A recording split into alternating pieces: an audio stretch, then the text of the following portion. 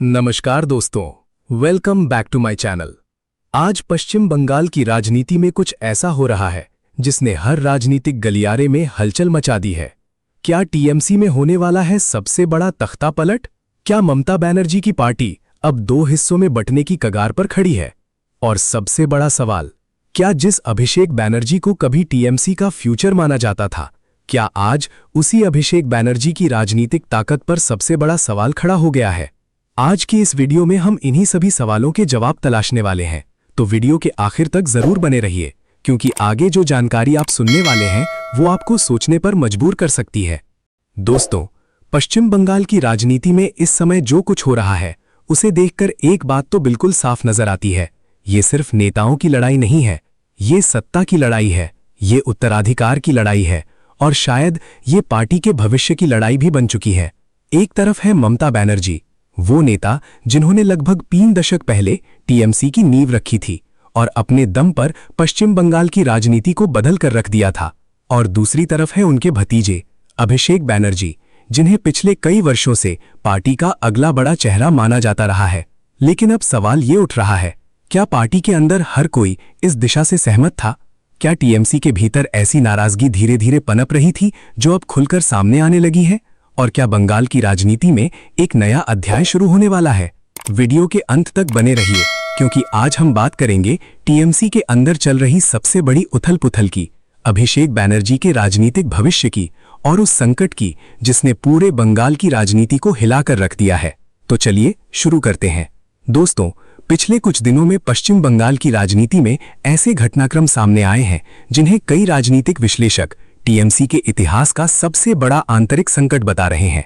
Reports के अनुसार कई बागी विधायकों ने पार्टी नेतृत्व के खिलाफ मोर्चा खोल दिया, और सिर्फ इतना ही नहीं, विधानसभा के अंदर भी शक्ति संतुलन को लेकर बड़ा विवाद खड़ा हो गया। कुछ नेताओं ने खुलकर आरोप लगाया कि पार्टी के भीतर आलोचना की जगह लगातार कम होती जा रही थी और अभिषेक बनर्जी के बढ़ते प्रभाव को लेकर असंतोष मौजूद था। यहीं से शुरू होती है इस पूरी कहानी की असली परत।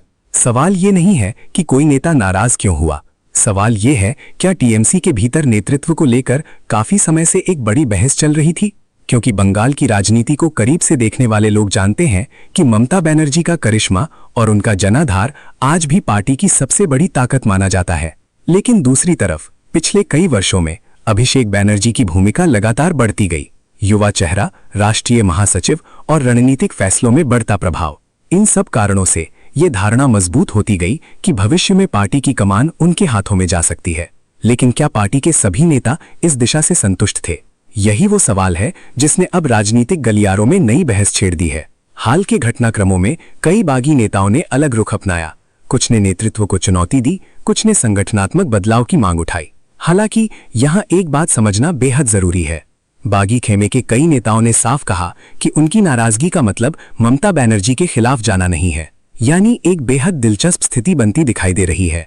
कई लोग ममता बनर्जी के नेतृत्व का सम्मान करते हैं, लेकिन अभिषेक बनर्जी की भूमिका और प्रभाव को लेकर सवाल उठा रहे हैं। और अब सबसे महत्वपूर्ण सवाल सामने आता है, क्या ये सिर्फ अस्थायी राजनीतिक नाराजगी है या फिर ये टीएमसी के भीतर उत्तराधिकार की लड़ाई का संकेत है? दोस्तों, राजनीति में जब भी किसी बड़े नेता के बाद भविष्य के नेतृत्व की चर्चा शुरू होती है तो अक्सर पार्टी के अंदर अलग अलग समूह सक्रिय हो जाते हैं। भारत की राजनीति में हम ये कई बार देख चुके हैं और अब कुछ राजनीतिक विश्लेषक मानते हैं कि टीएमसी भी शायद उसी दौर से गुजर रही है। हालांकि अभी तक ममता बनर्जी ने किसी भी तरह से अभिषेक बनर्जी को आधिकारिक उत्तराधिकारी घोषित नहीं किया है, लेकिन वर्षों से दोनों की जोड़ी पार्टी की राजनीति का केंद्र रही है। और शायद यही वजह है कि जब भी पार्टी के भीतर असंतोष की खबर आती है तो चर्चा सीधे अभिषेक बनर्जी के भविष्य तक पहुंच जाती है। अब बात करते हैं उस सवाल की जिसका जवाब हर कोई जानना चाहता है, क्या अभिषेक बनर्जी का राजनीतिक भविष्य खतरे में है?